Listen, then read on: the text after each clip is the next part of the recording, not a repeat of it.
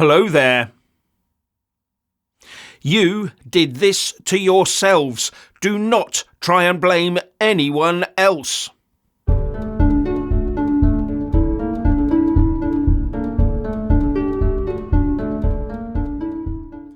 Talk about gaslighting.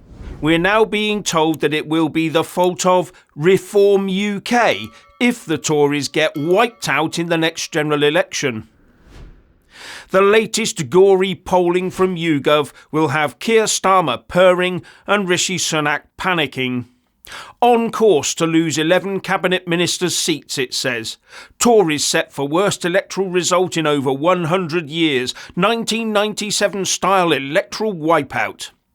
With a projected end result from 12,000 poll respondents being Labour on 385 seats, the Tories on 169, giving Labour a 120-seat majority. And as far as I'm concerned, that is more than either of them deserve. They are both cheeks of the same so that's actually the Uniparty on for 554 seats and the rest with 96. Although to be fair, many, if not all of those 96, will also be a party of the Uniparty consensus on the main issues of the day. Maximum net zero and maximum inward net migration for starters. And I say that because the usual suspect mainstream parties are still set to take all the seats on offer. No pesky interfering outsiders are projected to win anything.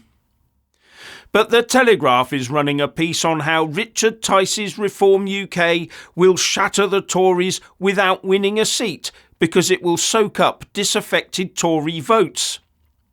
Well, if the Tories had governed in anything like a Conservative manner, then Reform UK wouldn't be in the position to wreck Tory chances, would they?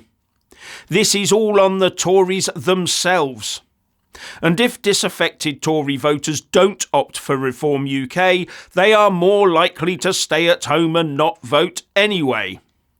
And don't tell me the Tory graph isn't trying to use fear-mongering nudgery techniques in a pathetic attempt to get the Tory vote back into line. Except that chance flew out with the highest tax burden in peacetime history and nothing to show for it except wave after wave of newcomers, a population number-caused housing crisis, invisible doctors' appointments, a two-tier policing system and an NHS in crisis, to name but a few. Now, what the Telegraph piece is pointing out is that if Reform UK stands in all seats in England, Wales and Scotland, as it plans to do, then it will take 13% of the vote with no seats. But as a result, the Tories will only win 169 seats. And it might be much worse if Nigel Farage takes back the reins of his old party. But if Reform UK stands aside like it did in 2019, then the Tories could salvage another 96 seats and be on 285. And Labour's tally would fall from 385 down to 311 seats, so reducing the Labour majority to just 46 seats. The Tories would still lose, but would almost certainly survive, effectively rewarding the Tories for their socialist-leaning incompetence.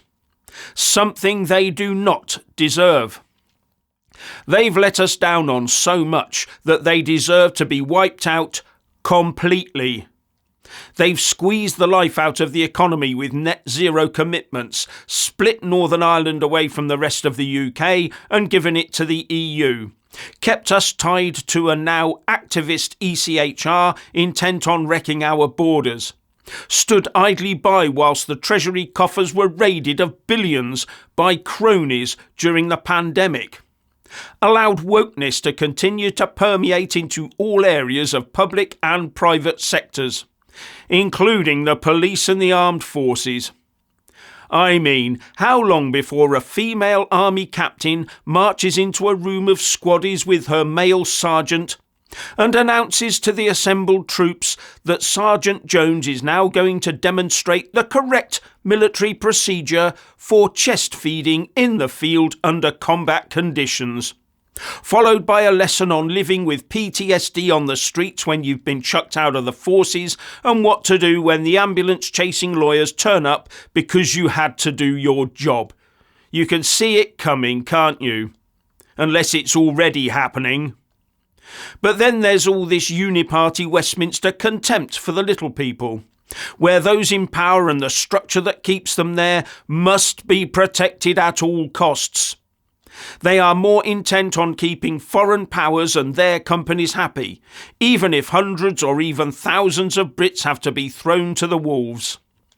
The Post Office Horizon scandal should tell us all we need to know about these people and why all of them, Labour, Tory and Lib Dem, need to be wiped out.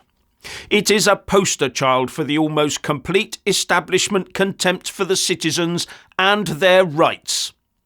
And all those thingy wipes who are trying to cover their own backsides, who normally go about the place lecturing us on things like the ECHR and human rights for everyone else on the planet, have signally failed to even consider the rights of 1,000 sub-postmasters. What chances do the rest of us have? While these same political parties, hangers-on and civil service mandarins are still on their comfortable perches.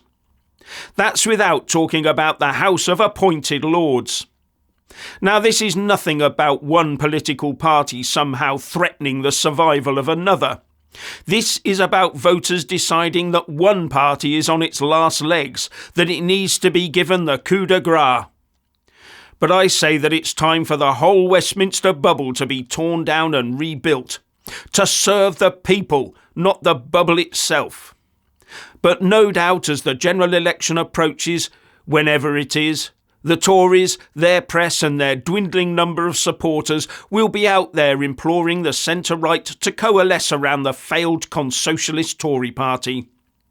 And what surprises me is that in another YouGov poll a few days ago, the Tories are now seen to be as about right-wing as UKIP was seen to be in 2014 to 2016. The Tories today, right-wing. You've got to be having a laugh. You only have to look at the tax and spend policies and the limited attention to our UK borders and armed forces to see the nonsense in that. But maybe it's because so many people these days expect the government to do every last little thing for them and give them free money, and if they don't, it makes them to the right of Genghis Khan.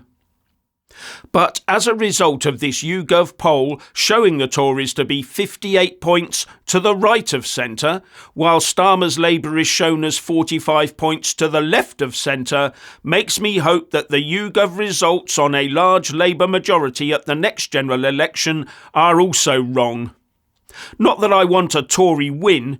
No, I want people to vote for anything other than Tory, Lib Dems, Labour and Greens. Anything but them. I'm fervently hoping that those 12,000 people who engaged in that poll are not representative of the real voters out there. Because if the people can't see that flip-flopping the country between red and blue has ruined the UK, then we really are finished. But the whole structure is now set up to feed this uniparty consensus system, especially when so many people pay little or no heed to the antics of those they so easily give their power and money to rule over them. What will it take to shake all this apathy off?